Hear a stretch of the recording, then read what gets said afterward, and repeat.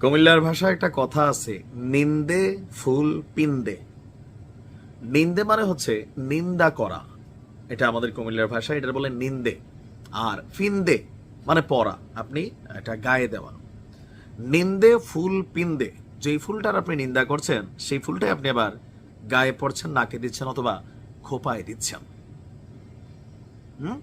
আসিফ বলল, নাহিদ বলল, গানটা খেয়াল আছে। বঙ্গোপসাগরে ভাইসা গেলে এবার মেয়র ইশরাক নিজেই বিপদে পড়বেন। দিন শেষে বল প্রথমে গেল কি বলা হয় যে কোর্টে, সেখান থেকে আসলো আবার নির্বাচন কমিশনে, নির্বাচন কমিশন থেকে আবার কোর্টে, আবার আসলো এখানে। গত 22 দিন ধরে দক্ষিণ সিটি কর্পোরেশনের সকল কার্যক্রম বন্ধ। মেয়র ইশরাক বলছিল যে 2 মিনিট লাগবে, 2 মিনিট আপনি যদি শপথ না পড়ান তাহলে আমি নিজে পড়া বৈশা যেতে পারি, but I respect you sir.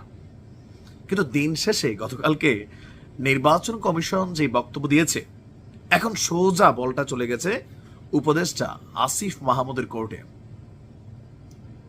এখন পরিস্থিতি কোন দিকে যাবে? দর্শক, নির্বাচন কমিশনার আবুল ফজল মোহাম্মদ সানাউল্লাহ বলছেন, দক্ষিণ সিটি কর্পোরেশনের মেয়র হিসাবে ইশরাক হোসেনকে শপথ পড়ানোর বিষয়টি সিদ্ধান্ত নেবে স্থানীয় সরকার মন্ত্রণালয়। মানে কার?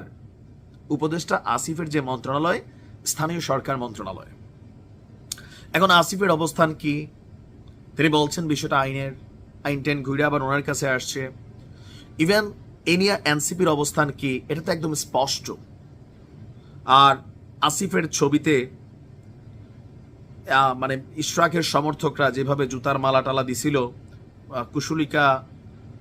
কুশপুত্তলিকা দাহনা কি বলা হয়, এরকম করছিল। এখন সিচুয়েশনটা কোথায় গেছে? মেয়র ইশরাক কি ঝুঁকবেন? এখন ঝুঁকার বিষয়টা এখানে আমি নিজেও বুঝতেছি না যে কোন দিকে যাবে। মানে উপদেষ্টা আসিফ মেয়র ইশরাককে শপথ পড়াচ্ছে, বিষয়টা দেখতে একটা ভালো লাগার বিষয়। এখন দুইটা পক্ষ টোটালি মুখোমুখি। দর্শক, গতকালকে আপনার নির্বাচন ভবনে 6ষ্ঠ কমিশন বৈঠকের পর সাংবাদিকদের উদ্দেশ্যে যে বক্তব্য ইসি সানাউল্লাহর, যে ডিএসসিসি নির্বাচন নিয়ে আপিল বিভাগের পর্যবেক্ষণ বিশদভাবে দেখেছি, আমরা রেফারেন্সগুলো দেখেছি।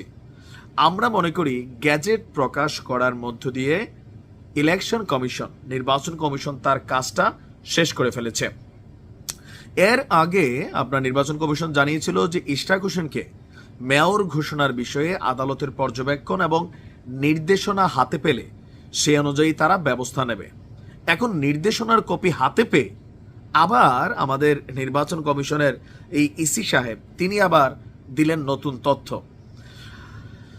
তো এখন এই নির্বাচন নিয়ে যে অবস্থা চলছে, আমরা যদি দেখি এখন বিভিন্ন কারণে আইনি জটিলতায় সামনে আসায় তাকে এখনো শপথ পড়ায়নি স্থানীয় সরকার বিভাগ। শপথ কি পড়বেন? তবে আমার কাছে টোটাল সার্কামটেন্সেস যেটা মনে হচ্ছে, উপদেষ্টা আসিফের মন্ত্রণালয় থেকে মেয়র ইশরাকের শপথ পড়ানো হবে না। এটা সামাও আমরা সরকারি যে আইনজীবী ছিল যে বক্তব্য শুনেছি এই নির্বাচন নিয়ে ইশরাকের অবস্থান, ইভেন বিভিন্ন বক্তব্য এখানে লম্বাচড়া হয়ে যাবে। টোটাল বিষয়টাকে পর্যালোচনা করলে এ টু জেড মিলেয়া মেয়র পদে ইশরাক আর বসতে পারছেন না। বাট আইনের মধ্যেই, এটা আইনের মধ্যে দিয়ে পেচকিটা অটোমেটিক লাইগা গেছে। বাট এই পেচকি ছোটার আর কোনো সুযোগ নেই।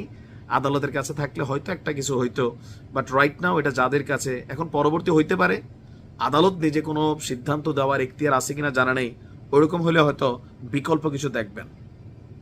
তবে দিন শেষে আসিফের কাছেই ইশরাককে যেতে হবে।